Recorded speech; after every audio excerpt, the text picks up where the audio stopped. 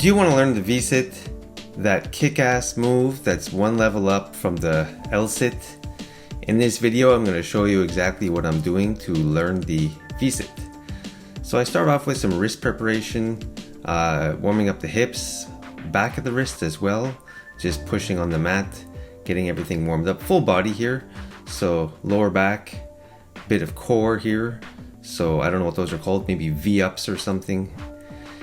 Put everything in high speed because this is a crazy long workout. Spent almost a whole day working out. Here just a pancake stretch because flexible hamstrings are, critical to learning the V-sit. Which is why a lot of yoga instructors or people who are very good at yoga are able to do it. It's mainly in the hamstring flexibility. Here I start off with just some kind of like rocking back and forth. These were pretty tough actually, so I stopped in between each rep. Ideally you want to just kind of swing back and forth without stopping, but I don't know, I couldn't do it without the stop in between each rep. Give it a shot, see if you have the strength and the flexibility to do that. I found it pretty tough. Then I tried holding it. A little bit of a kick out, but yeah, that was pretty difficult for me.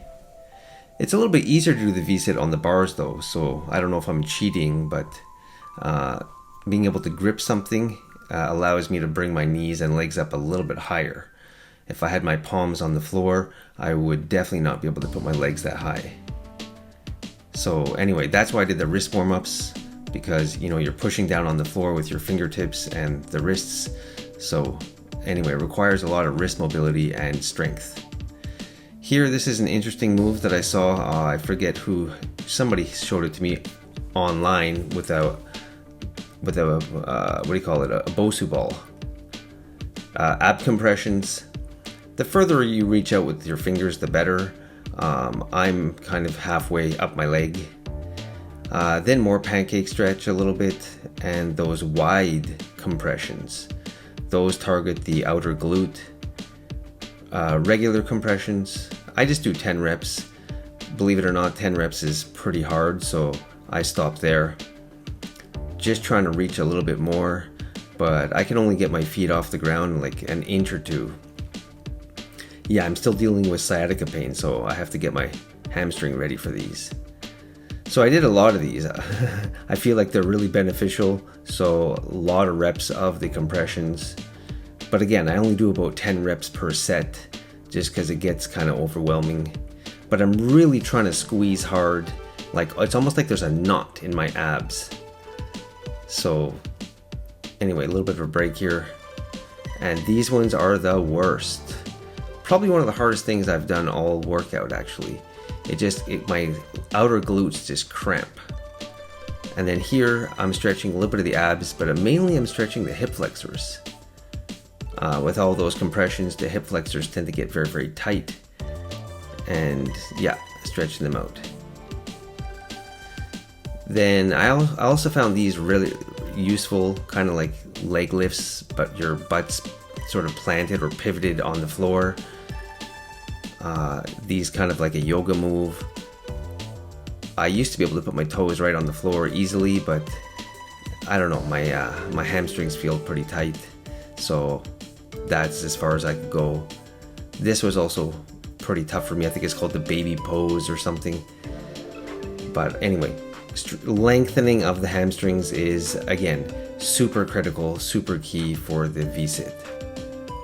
Even just holding it with my butt on the floor was really hard. I mean, I can't imagine, having my head against my knees, which is the goal. I forget that channel, Sarturno. I mean, he's so impressive. I mean, if you haven't seen his channel, he's got a crazy channel.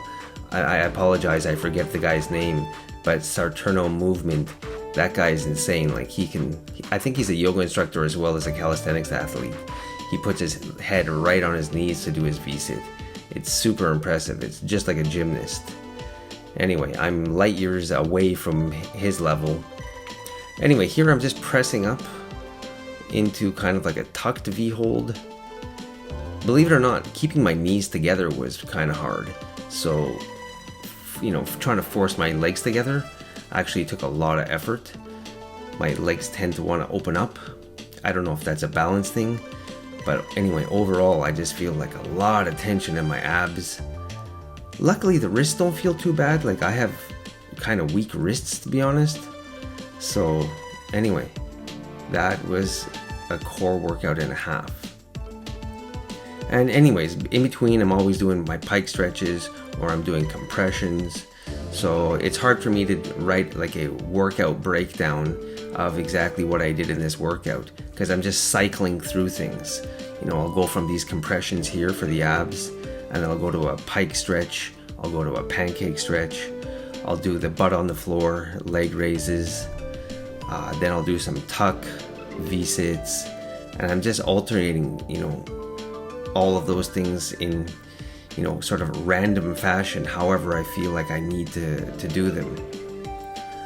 But to be honest, I think if I have the flexibility in the hamstrings, this move would not be too difficult. I mean, I have the upper body strength to lift my entire body off the ground. So, I have the arm strength, I have the wrist strength, even though my wrists are not great. The only thing I think I'm missing is maybe ab compression strength and the hamstring flexibility. That's it. So I figure if I can work on the hamstring flexibility, this move would not be too difficult. I'm taking a pretty long break here. I guess I should have edited this part out. Sorry about that. Anyway, that was an exhausting set. But, like I said, I'm just cycling through all these different moves. I have a few of them that I just sort of repeat. There's other moves to learn the V-sit. I could keep my butt on the floor and raise just one leg at a time, which I've tried. But anyway, I'm trying to pick the ones that I feel like that are most effective for me. Some people use bands, like they'll wrap a band around their neck and around their feet, and it keeps them in the V position. To be honest, I tried it and I didn't like it at all. It kind of put me off balance, so I didn't even put it in this video, but I did try it. I didn't personally like that band method. I just liked, using my own body weight, the floor, and the parallettes, and those are the only props I really needed. Maybe when I get better and I get more flexible, the band would be a good thing to add in. Or maybe I can put the band attached to my chin-up bar as opposed to wrapping it around my neck, which is what some people advised on Instagram. I think I saw a guy do that. It looked pretty cool, but he was super flexible. I don't know, I couldn't do it. But anyway, here, again, wrists are super important for this move. I do have weak wrists. I had wrist surgery. If you've watched some of my previous videos, you know that I have very tight and stiff wrists. So in all my workouts, I have to focus on wrist mobility. Like, even this move here, the further back I put my hands, the harder it is for me to, what can I say? The harder it is for my wrist to bend into the position they need to be in. So I'm always working on my wrist mobility, and again, just hamstring, core strength, all of these things. As long as I keep them up, my V-sit should get better.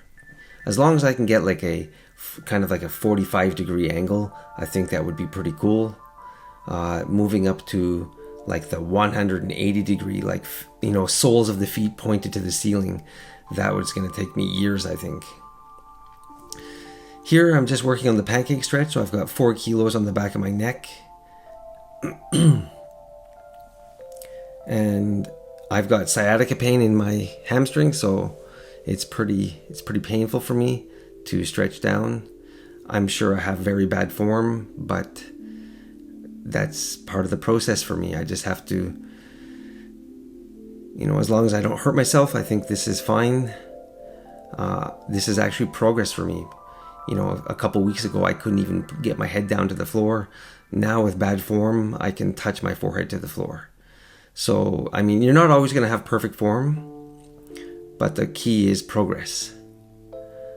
So I'm ending this day's workout with a few more of these, and the workout is coming to a close.